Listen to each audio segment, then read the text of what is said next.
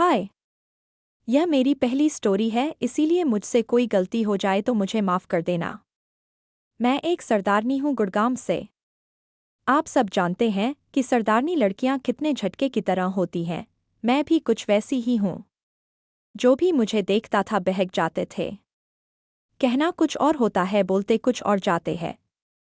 तो मैं college second year में थी। सब लड़कियों को गाड़ी चलाते देख मेरा भी मन करता था कि मैं भी गाड़ी चलाऊं।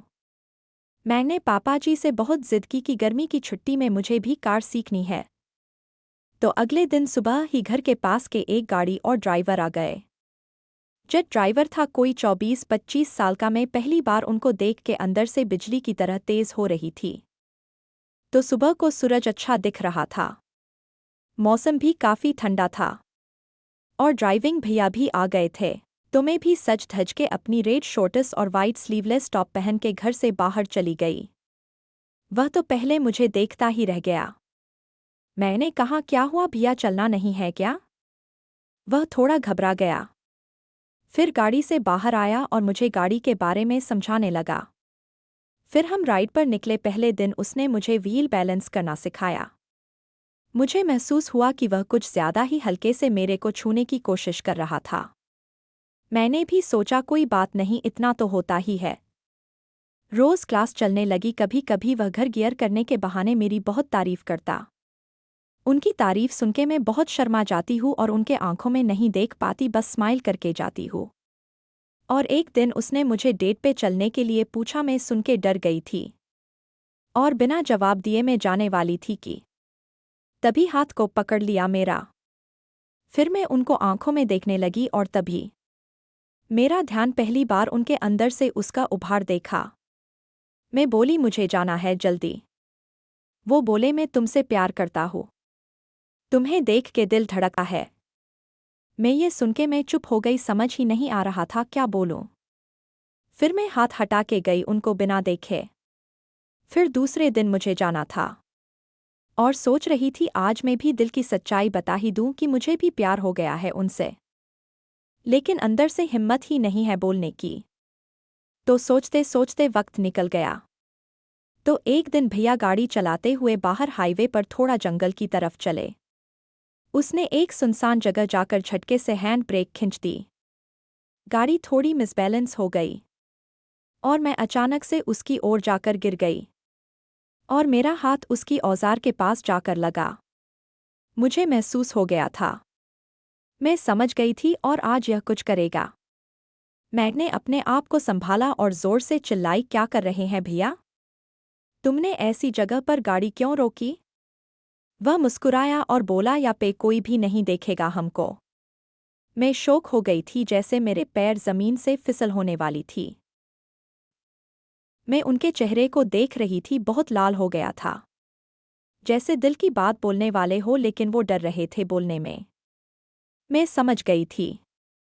मैंने पूछा, क्या मतलब है तुम्हारा?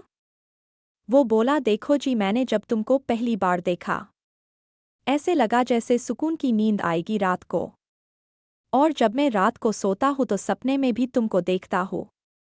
मैं ये सुन के मेरे दिल भी तड़प रही थी प्यार के लिए, लेकिन वो मेरी उम्र से बड़े लग रहे थे। तो मैं उनके आंखों में देख के बोली, देखो भैया जी, मैं आपसे छोटी हूँ। आपको मेरे से भी अच्छी मिल जाएगी। मुझे बोलने में भी डर लग रहा था कि मैं दिल पे पत्थर रख के बोल रही हूँ, क्योंकि मेरा दिल भी चाह रहा था उनसे प्यार करने के लिए। वो बोले, देखो मैं समझ सकता हूँ मेरी उम्र बड़ी है, लेकिन एक बार मौका दो। तुम खुद मुझे बोलोगी आपके जैसे सा कोई नहीं है। प्लीज़ एक मौका दो। यहीं पे प्यार की असली ताकत का महसूस होगा। मैं चुप होकर ये सुन के सोच रही थी क्या बोलूं। और मेरा भी मन था उसे मौका देने को। मैं धीरे आवाज में बोली, ठीक है, मुझे आप कभी धोखा मत देना। सोच बोलूं, भैया जी मुझे भी आप अच्छे लगे। मैं रात को नहीं सो पाती हूँ, आपको याद करती हूँ। सच में जब मैंने ये शब्द उनको सुनाया तो खुद को रोक नहीं पा रही थी। वो मुस्कराते हुए पूरा पागल हो गए थे। और हम दोनों कुछ घंटों पे जंगल में थे और बात लंबी चली। मैं उनको बोली, बस करो, मुझे घर जाना ही होगा, पापा चिल्लाएंगे। वो बोले प्लीज़ अपने पापा से बात करो कि हमारी शादी हो जाए। मैं डर रही थी, उनको बोली देखो पापा एक्सेप्ट नहीं करेंगे हम दोनों को। वो बोले देखो अगर तुम खुश रहना चाहती हो तो तुम्हें ये करना होगा, वरना पापा किसी और के साथ शादी करा देंगे और मैं तुम्हारे बिना जी नहीं पाऊंगा।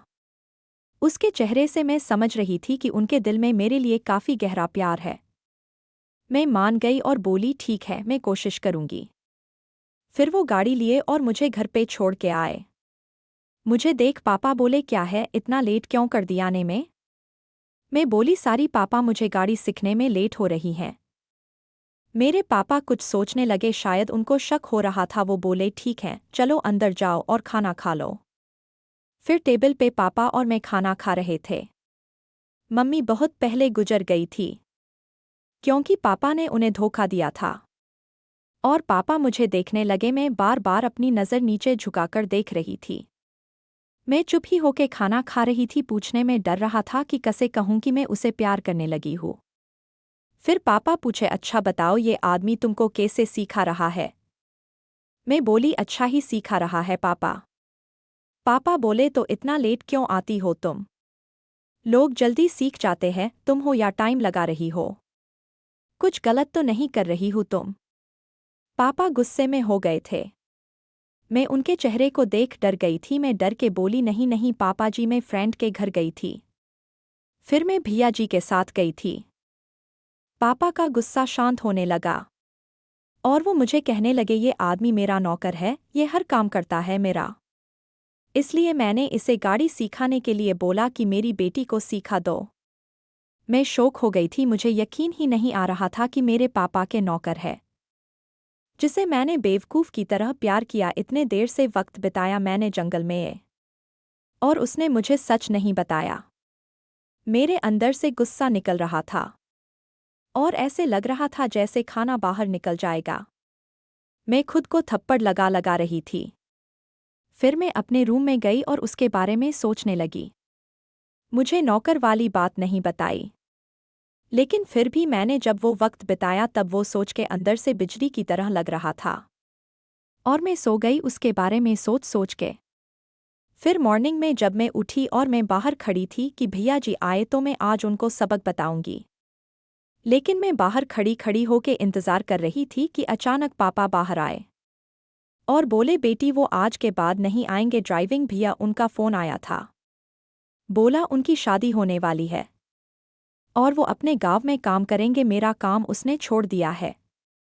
मैं कोई दूसरा कोई देखता हूँ, कोई गाड़ी सिखाने वाला हो। मैं ये सब सुन के शौक हो गई और गुस्से में लाल हो गई थी। और यही से कहानी की सीख है कि दुनिया में किसी पे भरोसा मत करो। आजकल के प्यार में भी विश्वास नहीं है। और आगे की स्टोरी के लिए प्लीज़ सब्सक्राइब करना ना भूले, लाइक करें। तो दोस्तों ये मेरी मोटिवेशनल स्टोरी थी। तो आई होप आपको पसंद आया होगा।